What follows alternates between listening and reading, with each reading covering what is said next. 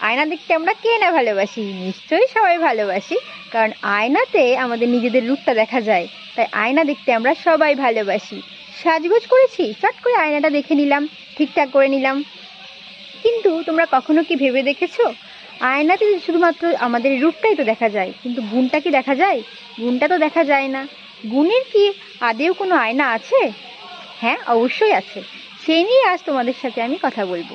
তো দেখো, রূপ দেখার জন্য যেমন আমাদের আয়না আছে, তেমন গুণ দেখার জন্যও কিন্তু একটা আয়না আছে। সেটা কি বলো তো? সেটা হচ্ছে প্রতিপক্ষ।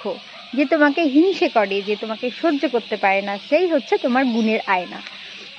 কারণ দেখবে, প্রতিপক্ষ বা যে সহ্য করতে পারে না, যে তোমাকে হিংসা করে, সে সবসময় তোমার খারাপ গুণগুলোই বিচার করে। তোমার ভালো গুণগুলো সে সবসময় খুব কম বিচার করে। তাই তুমি তার মাধ্যমে তোমার গুণগুলো বুঝতে পারবে।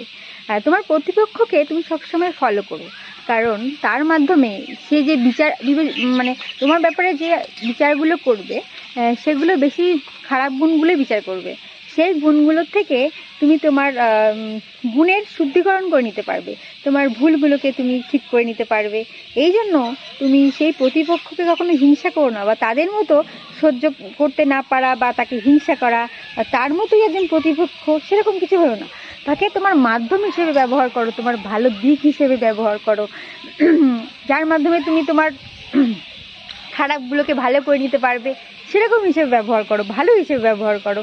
তার ভালো দিকটা তুমি দেখো, তাহলেই তো ব্যাস মিটে গেল। আবার কি, এরকম প্রতিপক্ষ বা আয়না, গুণের আয়না থাকা অবশ্যই দরকার।